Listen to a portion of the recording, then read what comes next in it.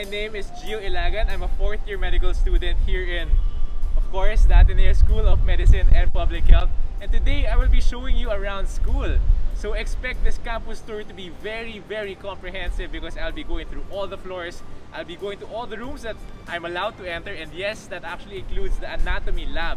So stay tuned for that. And of course, throughout the whole tour, I will also be sharing my personal experience. So before anything else, I'd like to introduce myself a little bit more. I graduated BS Psychology from Ateneo de Manila University there in Katipunan back in 2017. I also have a YouTube channel, so in that YouTube channel I make videos about med school life, so maybe you'd want to check that out at Ilagan as well. I'm also joined today by a special friend and co-host. He's also my batchmate, Mr. Nicdao. Hello Aja, good to see you again after how many months? I know. So hi guys, as Gio said, I'm Nicdao. I graduated with a pre-med degree of BS Biology from the University of the Philippines, Manila. And as Gio said, we're batchmates and currently fourth year medical students here at Ateneo School of Medicine. Our cameraman today, by the way, is Gabriel, Lukban, also our batchmate and also our friend. And special shout out to Batch 2020, guys. Congratulations for passing the boards nga pala. That's like a week and a half ago lang. So very, very fresh. So enough about us. Let's talk about school. So quick facts lang. Asmph is actually located here in Ortigas Avenue in Pasig City. And it's located specifically right beside, kind of behind our base hospital, which is the Medical City. And with that, I guess we can start the tour. Alright. So here behind us is the facade where a lot of people, you know, take pictures with their uniforms in the first day of class. Let's head towards the main drop-off point. Okay. Feels weird to be walking this path, no? It really feels weird. It's been such a long time for both of us. And we have arrived at the main drop-off point, aka the main entrance of school. So there's this really special plaque that we actually want to show you guys. Okay, so this plaque basically just says that the school was founded on November 23, 2007, and that this area where the school currently stands is a piece of land that was donated by the Miracle Company. So as you'll see later in the tour, we're actually adjacent to the Miracle compound. Let's enter into the lobby. So these are the Asmph's main doors. And right away you will be greeted by the lobby guard. Kuya Jeffrey. Hello, good morning. This is called the Ching Tan lobby. And this on the right is the Chung Te Auditorium. Again, Ching Tan lobby, Chung Te Auditorium. This is the only auditorium of Asmph with theater seats. It's also the second year classroom. Yeah. And then here in our lobby also, we have our trophy cabinet, which has a lot of trophies that are not actually all related to academics. So this is from a sporting event sponsored by the Association of Philippine Medical Colleges, which is the Ateneo School of Medicine is part of. So this is a sports competition, this is a chorale competition, and a dance competition. So it just shows that the Ateneo School of Medicine is not just all about medical learning, but also building everyone as a whole. Yes.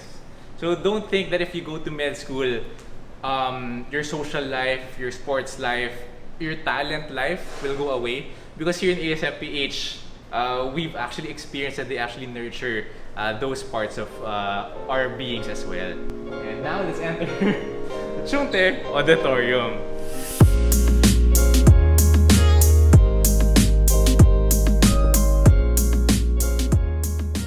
Welcome to Chung Te Auditorium. Suddenly became so much more quiet, no? I know. First thing we have to do when you enter this classroom is biometrics. So we have a biometric scanner pero walang hindi siya naka-on ngayon, so emulate na lang.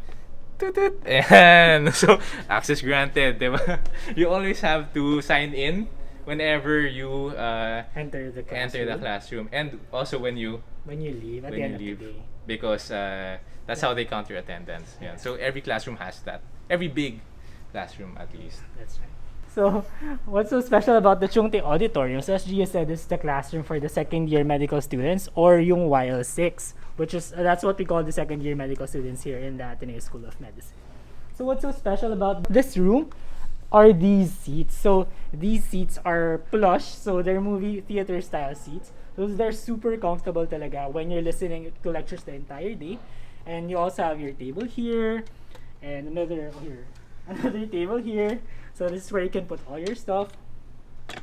Ayun. So it's very, very comfortable talaga, and it makes listening to lectures the entire day a bit more manageable. So as Gio is demonstrating right now. It's super comfortable, guys. You got theater seats, and you have. I'll show you. This is actually my seat, my very seat back when I was in second year med, YL6. So what I used to do was, ito bababa ko dito nakalagay yung laptop ko.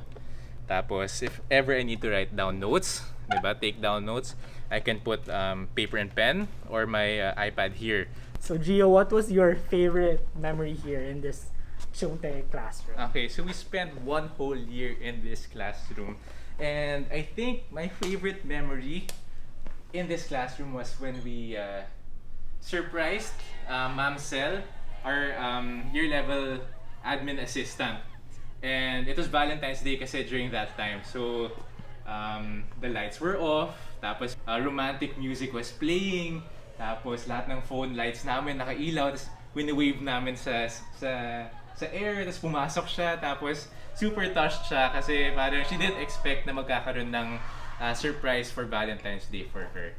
I guess that ends our tour for this specific classroom, but we have so many other things to show you guys. So continue watching this video. Here is what I'd like to call the banner hallway, aka the main hallway of school. As you guys can see, parang nandiyan lahat ng mga banners ng mga batches all the way from 2012 to 2025. So if any 2025 is watching right now, your banner's up here, guys. We have the admin offices here. So we have the cashier, where you can pay for your stuff, tuition payments, car stickers, anything. The admin, where the important people stay, aka the dean. And then on this side is the faculty room naman, where the other important people stay. So bawat tayo actually pumasok dito. Yeah, and then we also have here our submissions cabinet, which for some professors, kasi if you have papers or you have cases that you have to submit, you can just put them here. So it's labeled by year level. Then you can just pass your stuff here. So that's not all we have here in the first floor. We have a few more offices. Most important for everyone who's planning to enter the Ateneo School of Medicine is this window right here, the admissions office window. And si Sir Jed. Hi tayo Sir Jed. Hi Sir Jed. This is the window where you pass your admission requirements. This is very important for all the incoming Wi-Fi. Now we have our last office here in the first floor, which is the accounting office. So when you enroll in the regular semester, this is where you have to pay all your stuff. You get it validated, and then you go to the cashier to do the actual payment. Yeah. Behind the accounting office is the elevator, which goes up all the way until the 4th floor. And beside that is the rear staircase, which can also go all the way up to the 5th floor naman. This big passageway goes to the faculty parking. And I just want to show you guys that we also have restrooms, by the way, dito sa first floor. And all floors actually have restrooms. They all look the same. So we'll probably enter one of the other floors' restrooms later. Photocopying area. Ano ba mga pina-photocopy mo dyan, Aja? Siyempre, you have to photocopy yung mga readings from the library. Since we can't take the books out of the library mismo, we can't take them home. Mahal ang books, guys. So that's why they're so strict with it. Okay, now we're gonna go to the cafeteria. But before the cafeteria is actually this receiving area here at the back. The posterior receiving area of the school. The posterior receiving area of the Just school. trying to use anatomy terms. Ito, parking lot. Part of the parking lot. You guys can see. And now we enter the cafeteria. Okay, so this is our cafeteria where we have a few food stalls here where you can get your lunch. And so right here we have Cafedad, which is our coffee area. And then we have here Zika. So this is the main Concessionaire. Back before the pandemic, this was all put together so you can sit with your group mates and your friends during lunchtime or break time. We actually have a cafeteria extension This is the Cafeteria Extension, and the infirmary is also there. But this area kasi is parang closed off for now, so we can't really go there. But it's nice to know that we actually have an infirmary and a huge hospital in front of school. So yeah, that's the cafeteria. And I think that completes our tour of the first floor.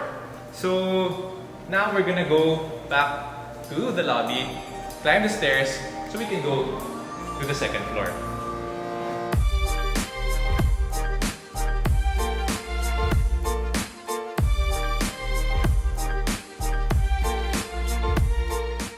So Gio, are you a stairs person or an elevator person? Actually, that's a good question. Because when I was in the first year med school, I made a promise to myself to always use the stairs going up to the 5th floor. And if I were to use the elevator, dapat I'd only use it once a day. So I do that because, you know, for your cardiac health. And alam mo naman sa med school, palagi tayo nakaupo, diba? So that was my challenge in first year med. Things changed after that. So here we have the Mbh Classroom, which is one of the bigger classrooms here in the school. And then we also have here in this hallway, what do we have here? The Mbl Labs. So Mbl means multi-purpose labs, and we actually have 5 of those. So I'll just go here real quick. There are 4 small ones and 1 big one all the way sa dulo. So we have 2A, 2B, 2C, 2D, and the big one is 2E. We'll enter those later because those contain parang different setups, especially for online classes nowadays. Pathology specimens, microbiology specimens, gross and histological specimens. But for now, we're gonna enter MPH, which is the 3rd year students classroom. Yan, pasok na tayo. Really that fast? So that's usually how the school takes our attendance here. In every classroom, merong biometric scanner. So this is, again, MPH, Multipurpose Hall. And it has 3 screens and 1 and one Pantetti. So Pantetti is actually our batch mascot. I think 2021, 2020, and kami. We all have our own individual inflatables from batch 2019. And we've had it since we were in first year. Yes. And so you guys can see behind us, we have, I think, 174 chairs, if we're not mistaken. Also, if tinanggal mo lahat ng chairs na to, this is actually the rehearsal studio of AMDG, aka Ateneo Med Dance Group. So, because it gets converted into a dance studio after school hours, they actually set up tada, mirrors. So at least naman the dance troupe can see themselves, di ba, while they're practicing. Another mirror here. Yan, just to show you guys. Gio, look what I found! It's my seat cushion! Good! Ang tagal na yung hinahanap to. Yeah, so this morning when we went to school, I was actually looking for this since I left it pre-pandemic. It's a tight fit, kinda, up here, but it's nice because, you know, you're all close to each other. You can share your notes. If you don't understand the lecture, it's so easy to ask another person some questions, diba? And actually, bakit mo ba kailangan ng ganyan? So me and a lot of other people actually, we bought seat cushions for our seats since that's what we'll be doing naman most of the day. We'll be sitting and listening in class. Yeah. Listening in class, Gio. But you know the nice things about these seats is that they actually keep you awake. So you're more attentive in the lectures as compared to the 2nd year med classroom. Anyway, time to visit the multipurpose labs. Again, MPL2C, Multipurpose Lab 2C. And this room, as of this moment, is patient encounter setup. Yeah, so as Gia said, this is a multi-purpose lab. Emphasis on multi-purpose. So here in the labs, pwede siyang gamitin for our laboratory, such as yung microscopy, but it can also be set up for more practical use, such as yung patient encounters natin. It's when the school actually invites patients from outside to come visit. The med students are the ones who will check them up and practice their physical exam skills, history-taking skills on those patients. But aside from that, guys, what I just said, because these are multi-purpose labs, all of those cabinets actually house microscopes in them. It just so happened that for today, this is a patient encounter setup. You know, on a normal day, this can also be used for microscopy. let's go to the other room. So ito naman, MPL 2A. Yan. So parang mirror image siya, di ba, Aja? Mirror image siya ng MPL 2C. And here you can see all the microscopes. So Aja, take it away. Okay, so the arrangement for the laboratories for histology, it's actually by surname, so alphabetical siya. And then, as Gio mentioned, we have a few labs here on the second floor and a big lab at the end.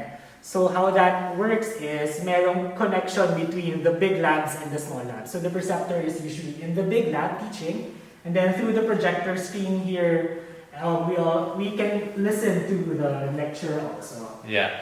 Or even more than just lecture, they can actually project whatever is being shown in the big room. So they have a video cam there, and then there's this like special wiring or something that makes it possible for all the labs to project the same thing. And so dito, even if para naka-isolate yung mga students sa small labs, they can still see what the big lab is showing. But ang daming microscopes because here in Ateneo, there's a 1:1 ratio of microscopes per student. 1:1 ratio, microscopes.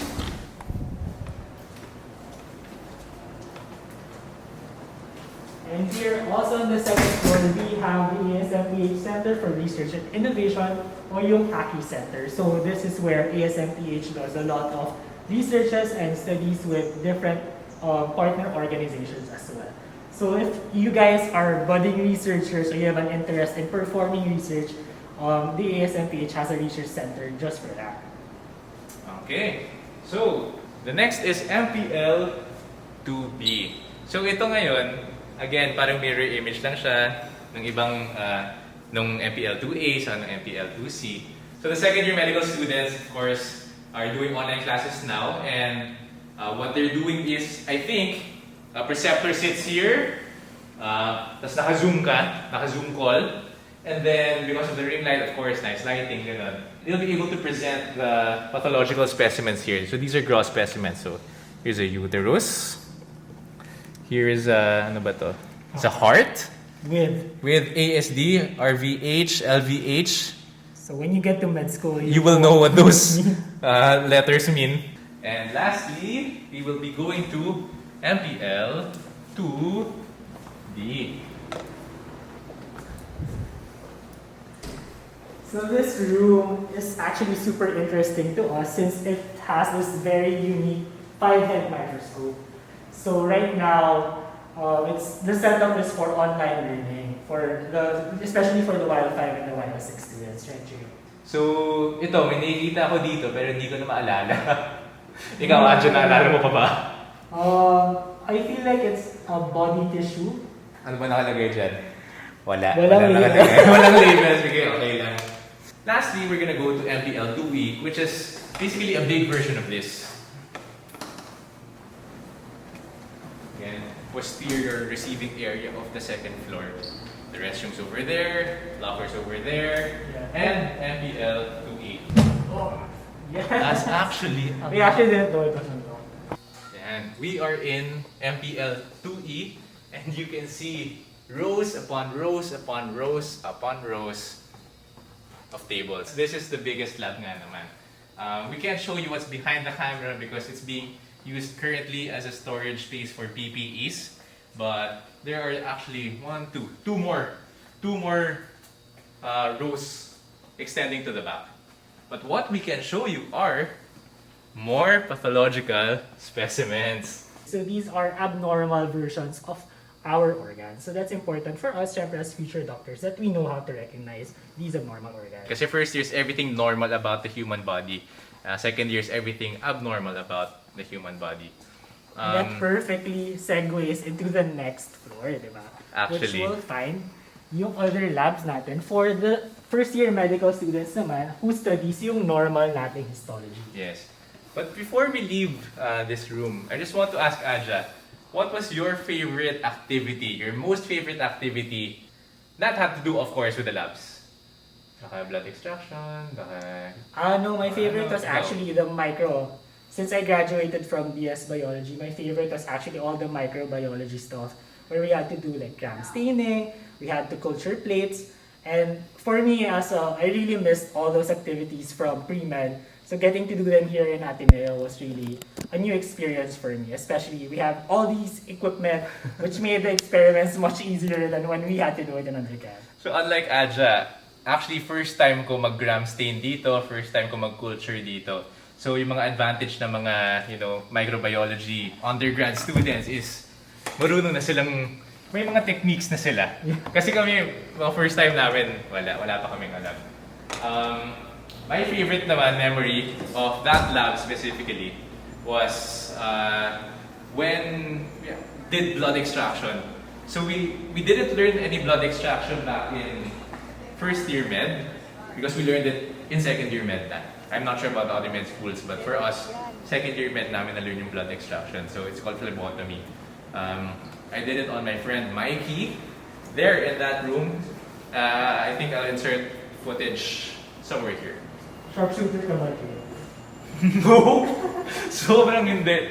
Your sharpshooter just means that you're very good at extracting blood. Yeah.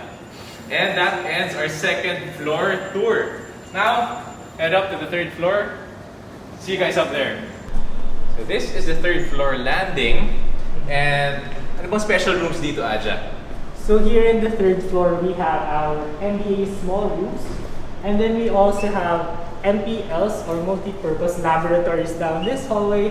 And at the end of this hallway, we have a very special surprise for you guys. And the third floor is actually probably, I would say, the most quiet floor in the whole building because it's not every day that there are classes here. MBA classes actually usually once a week lang siya. Yeah, once a week lang. That's why this floor remains relatively quiet.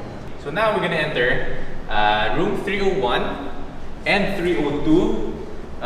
This mirror image niya is 303, 304, but we won't enter these. Just imagine that these are just mirror images of each other. So here we have room 301. So as you can see, it's a smaller classroom than the previous classrooms that we've had, yung Chumte and also the MPH.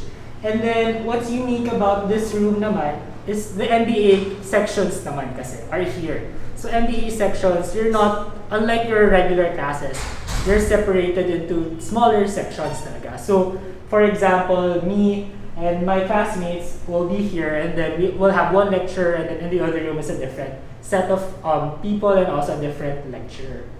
So, but if we have exams or we have meetings or something that this room is going to be used for, there's a connector right here which leads into the other room. Yeah, so if you want the classroom to be bigger, you can actually move these so that you can fit more people. So like what I just said, and then exams, di ba? Yeah, during exams. During exams, kasi pag exams dapat one seat apart. So in those instances, of course we can't all fit in one classroom because it's one seat apart. So they have to separate the batch into maybe 2 or maybe 3 different classrooms, and this is one of them. I guess that ends our tour of the MBA classrooms. This isn't actually everything. So this is just 1, 2, 3, 4. There are other MBA classrooms upstairs or rooms that can be used as MBA classrooms, but we'll go to those later. And oh nga pala, this hallway is so memorable. Itong hallway na yan. Because this is my first recollection of the ASMPH interview experience. Kasi back in our time, medyo iba na ngayon. Pero yung in-experience namin ni Aja was interview pa yun na one-on-one or sometimes even 2-on-1 or 3-on-1. So for me, 3 doctors interviewed me. Did you have it there also in those rooms? No, I think I had it sa baba in one of the smaller labs. So speaking of labs, let's enter one right now. So this looks kind of similar to the classrooms that we visited in the second floor. So we also have microscopes here, which are again one microscope is to one student. But this floor naman is usually used by the first year students for their histology classes. So similar than with the pathology lab, all the students get their own slide boxes and their own microscopes and are responsible for taking care of those throughout the entire year. Grabe. Yes, adyo po. Histo lab.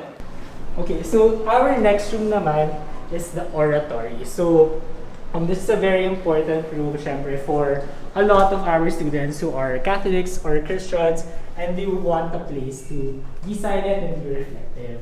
So the one that we entered was Lab 2A, I think. 3. 3A, sorry. And then, basically pare-pareho yung mga issue ng lab. For the last part of the third floor, we will enter this room. So, wala pala. Yun, hi! Good morning, Kuya Ver. Welcome tayo sa Mbl 3E kung saan nandito na nakaset up yung mga plastinated model tsaka yung anatomy natin. Okay, so let's go. Let's go in. So I guess the first thing that we'll take a look at are the plastinated models.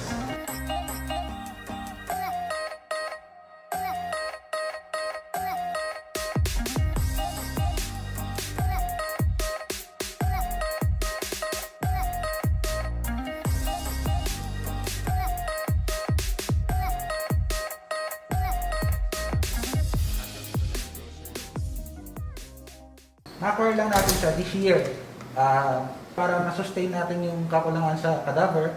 Galing pa yan sa Germany. Totoong body parts to, di ba? Miski ito, totoong body, leg part to ng katao. So as you guys can see, this is left lower extremity, aka left leg of a person. Tapos totoo to. Dito yung mga heart natin, plastinated na rin. Then, nandito yung tongue. Tapos, larynx, tsaka yung kidney.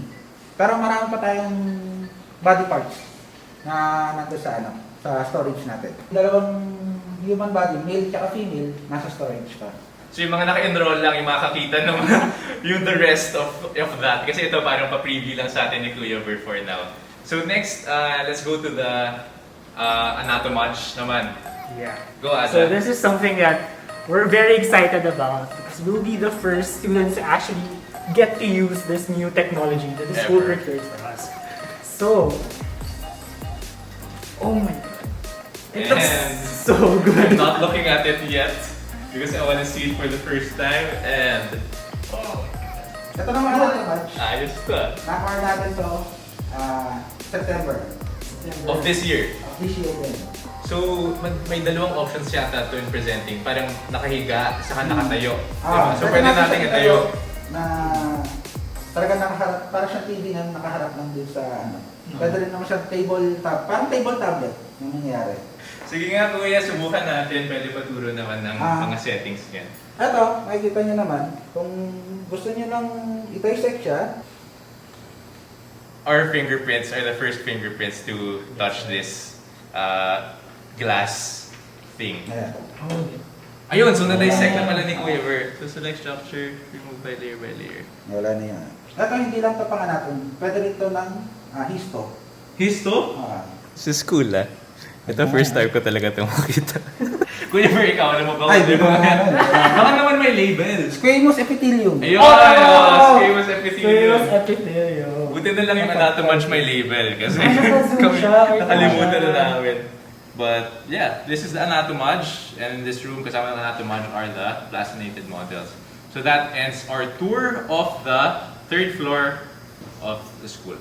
Let's head out and go upstairs. Thank you, Kuya Ver. Thank you, Kuya Ver. So now we're gonna go up to the fourth floor, and we will see you guys there.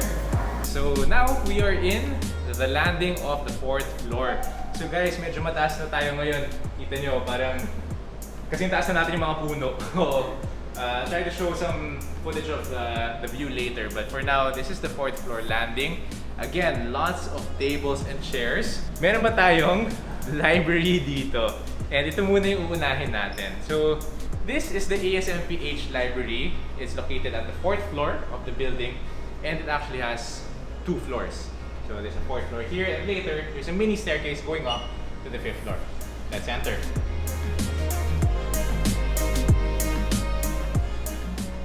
So welcome to the Asmph Library. This was actually newly renovated back in 2019, I think. I think.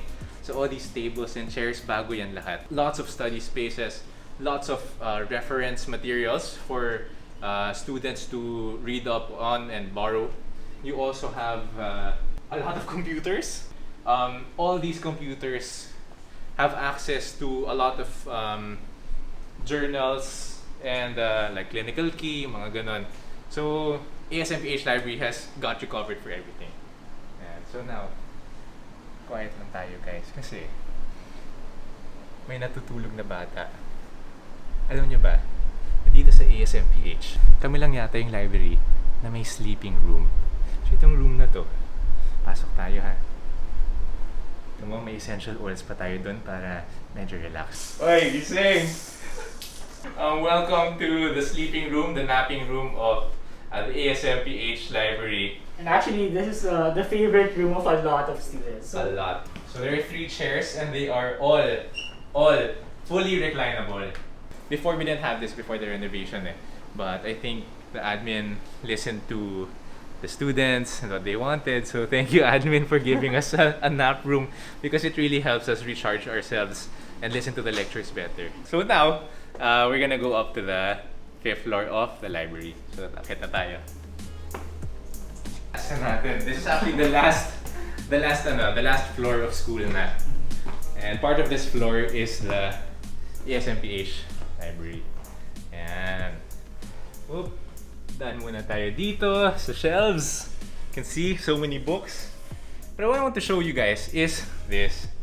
These are meeting rooms, SGD rooms. Call it what you want.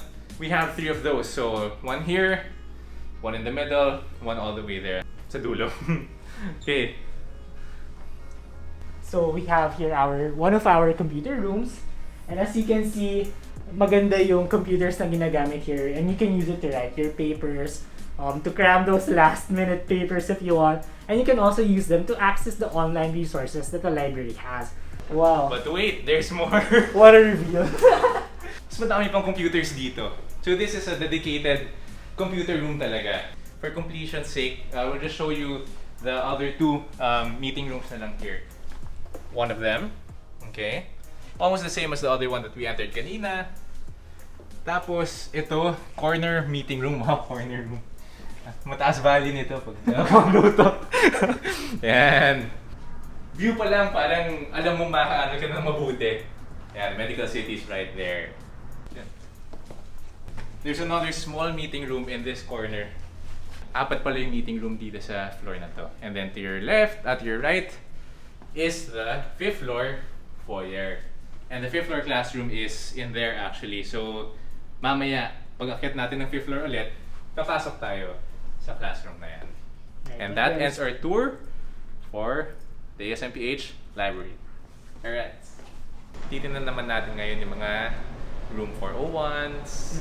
This is 401B, but we'll take a look at that by going into 401A. So now we're entering 401A.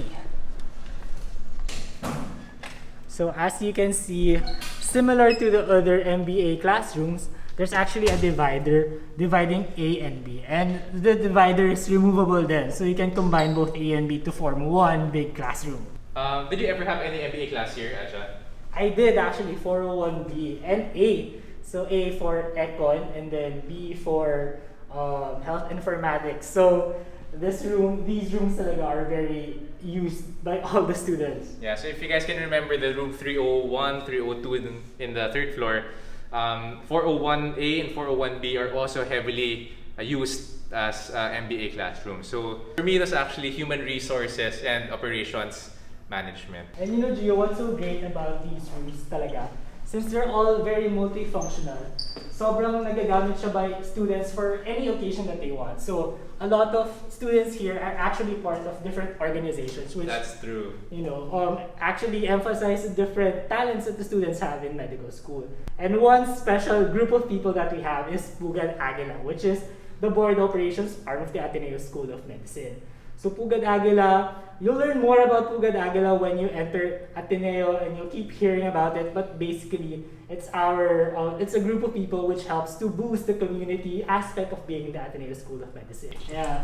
Yun nga, nung Atenean left behind, we always look out for each other, whatever batch, kahit graduate na, di ba? So now we are again at the posterior aspect of the building. Posterior aspect of the building. I can't not say it. I've been saying it, I think, every floor. So again, dito yung restrooms. So, papasok kami ngayon dito kasi kailangan namin mag-change. Before we get changed, let's show them what's so special about the restroom on this floor. Sana... Oh, wow! Naka-on. Medyo maingay lang kasi yung exhaust. We actually have a shower.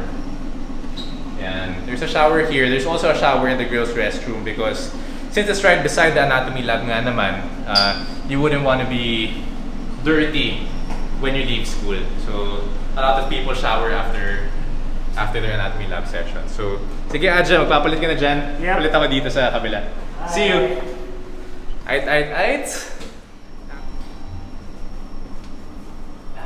Hello. And we are now in scrubs. That's right. We're ready for our next room, which is The anatomy lab. So, this whole complex here, parang filled with people in scrubs during anatomy lab yan. Kasi itong area na to, mga lockers, to store your extra gloves, your extra masks. Yeah, we've been wearing masks before they were needed. Yung mga dissecting kit, yung mga ganun. And the grand reveal. Here it goes.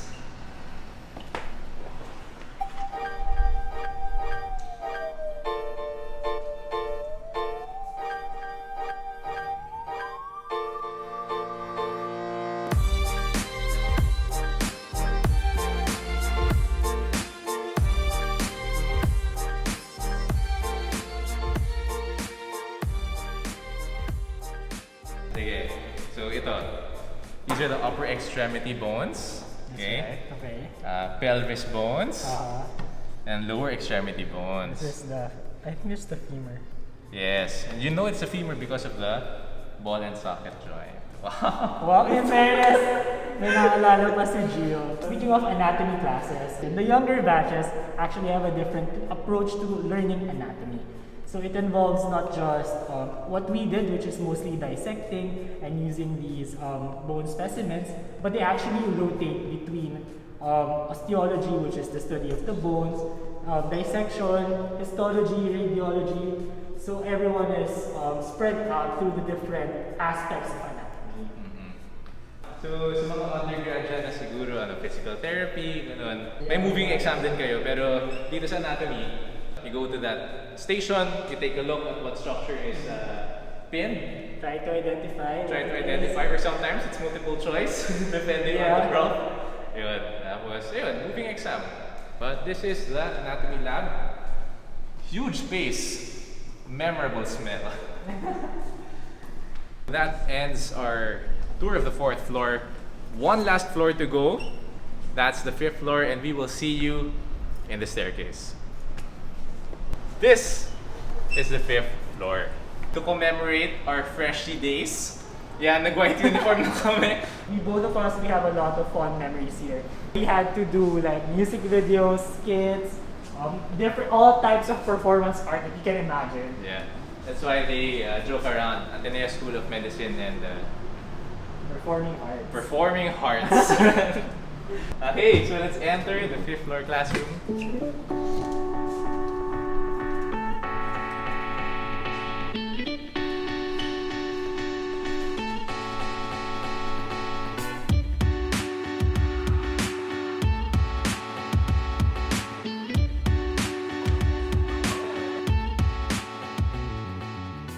Talk about the events that they hold that they hold here in this classroom was the biggest, no? That's true. So the freshman orientation, some parts of the orientation seminar for the first years, also the Pugat Aguila send-off and the Pugat Aguila launch. Whenever there's an event, we actually decorate this room super well, like with so much effort. You can see like there's things hanging from the ceiling, there's lighting and everything. That's one of the things that really makes the 5th floor classroom special. Oo nga pala. May isang bonus pa dito sa classroom na to. And the other classrooms don't have. And that is... It has its own restrooms. Yes. Pasok tayo. So welcome to... The restroom of the 5th floor classroom. So this is actually Gio's favorite nap area. Right, Gio? Yes, I have napped here at least once in my med school life. So sometimes when you're feeling a little bit sleepy, maybe you can wash your face here to wake yourself up. We're actually not gonna go back out through there, but through the emergency exit down here. And And exit only. Female restroom nga pala.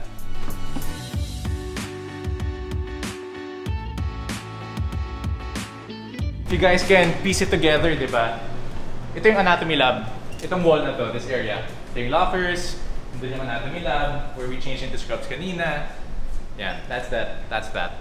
So now, for the last part of the tour, we're heading down to the parking lot. We're gonna explain why we think it's the most important part of school. Not just for logistical and practical reasons. You're gonna see on the ground floor.